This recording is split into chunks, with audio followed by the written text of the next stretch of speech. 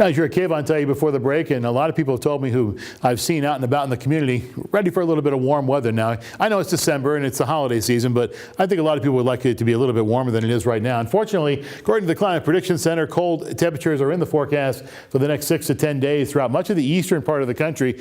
It's what we call an amplified pattern. In other words, the jet stream takes a real drive to the north in the western part of the country and a dive to the south in the eastern part of the country. And so cold temperatures here, warmer temperatures out west. That's been the pattern for the better part of the past couple of weeks. Meanwhile, it's more of a neutral pattern as you look at the precipitation outlook. So Tiger and I are talking at the end of the weather segment of 5 about the possibility for a white Christmas. Now, colder than normal temperatures are in the forecast for the 8 to 14 day outlook as well.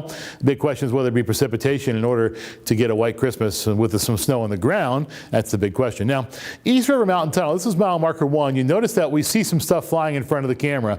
I don't know if this is snow or not because there's no snow on the radar and there's no snow according to what's happening at the Mercer County Airport, the automated station there. But it's a few miles away from that camera. It's possible that some snow is blowing off the top of the mountains, and that means that there's still a possibility for some wet roads as you look towards the border with West Virginia, Virginia. Current conditions, I-64 mile marker 124. It's 28 degrees and cloudy skies as we take a look at what's happening now at the Raleigh County Memorial Airport. With winds out of the northwest at 13, it feels like 17 degrees. Temperatures are pretty cold throughout most of the eastern third of the country, as we were just talking about. 26 in St. Louis, 19 in Chicago.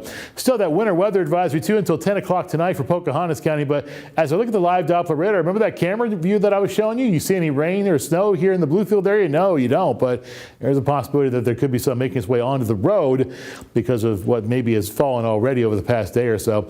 Doppler radar, we're pretty much a clean sweep right now, but there are more snow and rain showers off to our northwest. A little bit of snow being indicated as we look at the futurecast, upcoming weather pattern, but the next chance really is not until Thursday, and that'll be mostly in the high country, in the high elevation areas. There's another possibility for some snow again as we go through our Friday morning, Friday afternoon as well, before that tapers off and gets on out of here. And then as we go through our Saturday, more possibilities for rain, mixes of rain, possibly even some freezing rain, and then a little bit of snow in the highest elevations of the state. The big question is how far to the north does that system get? This system will come and get us. That's on Tuesday. So the very active weather pattern that we've been stuck in for the past couple of weeks also continues.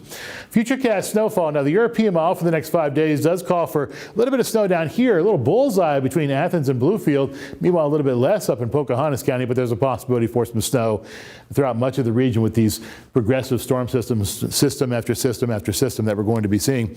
Aches and pains forecast, ARH brings it to us. Smiley faces early on, then more moderate faces later on. Then we'll see smiley faces once again as we end things off. Temperatures, if you like warm weather, you're not necessarily smiling, as we talked about at the very top of the weathercast, because we are going to continue to see readings at or below the normals across the board.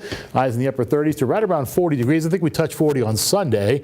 Then it drops back a little bit. The bottom line is that it's going to be kind of cool. It's going to be active weather, which means that we're going to see system after system again.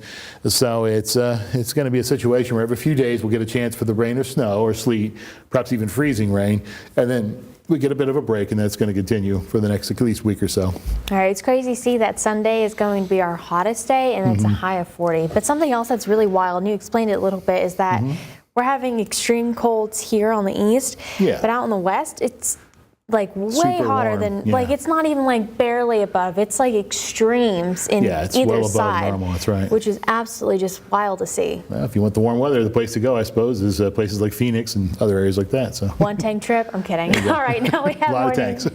we have more news, weather, and sports coming away after the break, so don't go anywhere.